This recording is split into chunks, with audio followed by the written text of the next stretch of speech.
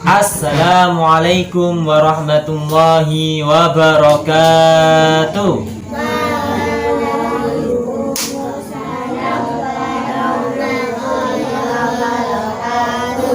Tepuk satu, tepuk satu, tepuk dua, dua. Masya Allah, belum konsentrasi. Ya udah, untuk PR konsentrasinya.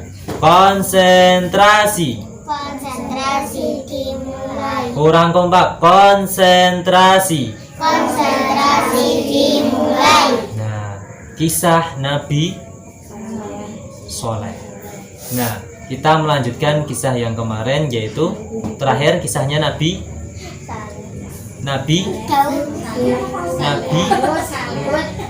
Hud. Oke, kita lanjut ke kisahnya Nabi Soleh. Kaumnya biasa disebut kaum Samud. Kaum apa? Samud. Bukan samut permen lo ya. Itu namanya ngemut permen. Kaum apa? Rizky, kaum apa? Nggak dengerin. Kaum Samud. Mereka juga sama, kurang lebih menyembah juga Nabi Soleh itu sudah dakwah berkali-kali, tetap saja kaum Samud itu menyembahnya menyembah patung. Apa? Menyembah apa? Harum patung.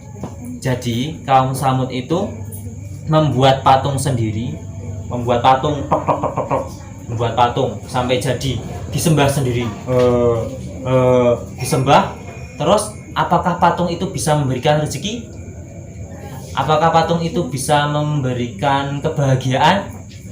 Contoh Rizky, terus patungnya membuat bahagia, kamu bakal mendapatkan sepeda. Apakah patungnya bisa kayak gitu? Apakah patungnya bisa ngomong? Apakah patungnya bisa memberikan permen tiba-tiba? Nggak bisa. Apakah patungnya bisa mengabulkan doa? Apakah patungnya bisa membuat dunia?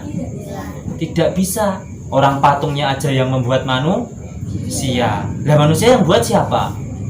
Ayo. Allah pasti, otomatis.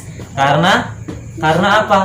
Karena umatnya siapa tadi? Nabi Soleh. Yang namanya kaum apa tadi? Samud. Kalau yang tadi adalah kaumnya Nabi Hud alaihis salam.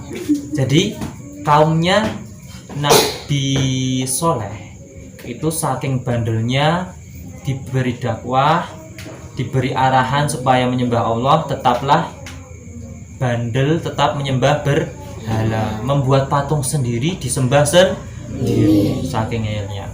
Suatu ketika Nabi Soleh didebat sama kaum Samud. Jika kamu benar-benar utusan Allah, silakan memberi bukti bahwa Allah itu berhak disembah. Akhirnya apa?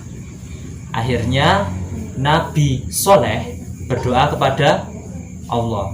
Hampir sama kasusnya kayak Nabi Hud yang kemarin. Berdoa kepada Allah. Kemudian salah satu buktinya, ada yang tahu ceritanya Nabi Soleh? Tidak. Batu itu bisa mengeluarkan unta. Ada yang di sini bisa membuat batu itu bisa mengeluarkan unta? Tidak. Tidak? Tidak. Ada enggak? Siapa ayo? Katanya ada. Siapa? Ayo, siapa yang bisa membuat batu besar bisa mengeluarkan unta? Siapa yang bisa membuatnya? Mas Rizky? Noval? Nah, satu-satunya yang bisa otomatis adalah Allah.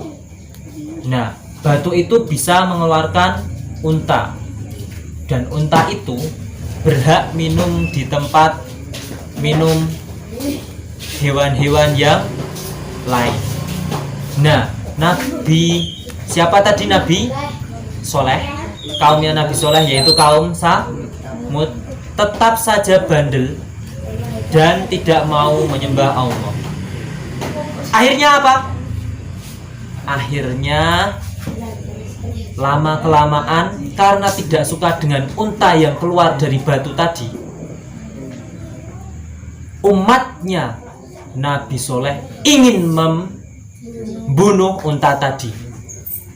Suatu ketika pada malam-malam yang sunyi, malam yang sunyi sekali, gelap gulita, tidak ada suara, tidak ada manusia yang lewat, dibunuhlah untanya dengan dipanah, paha atau betisnya dipanah, pincang, kemudian perutnya disobek dengan pedang, seret. Coba bayangkan kalau perutnya kalian disobek sama pedang, seret, apa yang terjadi? Kebal, kebal kata masyarakat. Akhirnya unta itu mati. Dan kemudian di pagi harinya Nabi Soleh ditemui oleh kaum yang membunuh tadi. Wahai Nabi Soleh, untamu sudah mati. Apa buktimu lagi kalau untamu sudah mati? Padahal Nabi Soleh tadi sudah memberikan pengantar. Jika ada yang mengganggu unta tadi, kalian akan mendapatkan azab dari Allah Subhanahu wa ta'ala. Tetap tidak percaya, tetap bandel. Kaum Samud tetap bandel. Dan oleh Nabi Soleh tadi diberi waktu 3 hari. Siapa tahu dengan kehendak Allah mau bertobat kaum Samud tadi. Dari 3 hari tadi, hari keempat bakal mendapatkan azab jika tidak mau bertaubat. Kemudian orang yang membunuh unta tadi berbisik-bisik rapat pada malam hari, malam ketiga, ingin membunuh siapa? Nabi siapa? Nabi Soleh. 9 orang rapat ingin membunuh Nabi Soleh. Pada malam hari, sunyi juga keadaan, manusia tidak ada yang keluar karena sudah malam, sunyi gelap gulita. 9 orang tadi mengendap-endap ingin membunuh Nabi Soleh. Ketika mau masuk rumahnya Nabi Soleh, apa yang terjadi? Apa yang terjadi? Ada yang tahu? Ternyata 9 orang tadi tertimpa batu. Kepalanya langsung tertimpa batu. 9 orang mati di situ. Dan akhirnya apa? Ternyata umatnya Nabi Soleh yang kaum Samud tadi tetap saja tidak mau menyembah Allah. Dan datanglah hari keempat. Seluruh umatnya Nabi Soleh yang tidak mau menyembah Allah, kaum Samud tadi, mendapatkan azab berupa petir. Duer, semuanya mati.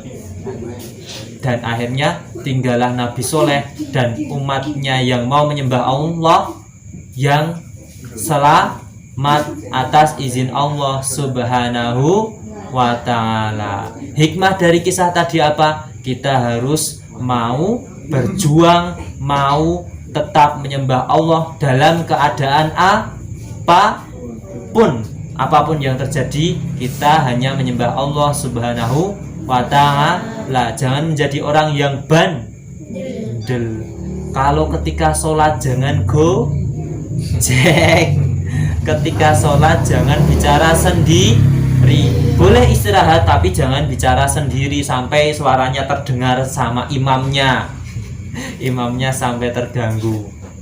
Nah, tapi alhamdulillah gojeknya tidak sekeras-keras yang dulu. Gojeknya tadi lumayan keras. Tapi kan kemarin hari pertama anteng, hari kedua anteng, hari ketiga anteng, kok hari keempat ini mulai kolaps, mulai gojek. Kenapa? Kenapa? Nah, yang Mas Aman harapkan besok ketika sholat istirahat boleh tapi jangan bicara sendiri. Terus ini baru hari keberapa ini puasanya? 4 atau 5? Jumat, Sabtu, Minggu, Senin, berarti 4. Tapi sudah malam ke 5. Malam Jumat, malam Sabtu, malam Minggu, malam Senin, sekarang malam Selasa. Sudah ke malam kelima tapi tanggal keempat Ramadan ya. Nah, silakan tambah semangat lagi ketika sholat tarawih. Jangan sampai 7 hari pertama semuanya sholat tarawih, kemudian minggu kedua melorot. Mas Abal ramenyang, Mas Fikri ramenyang dolanan game ning omah, Mas Raka sing omahe cerak ramenyang.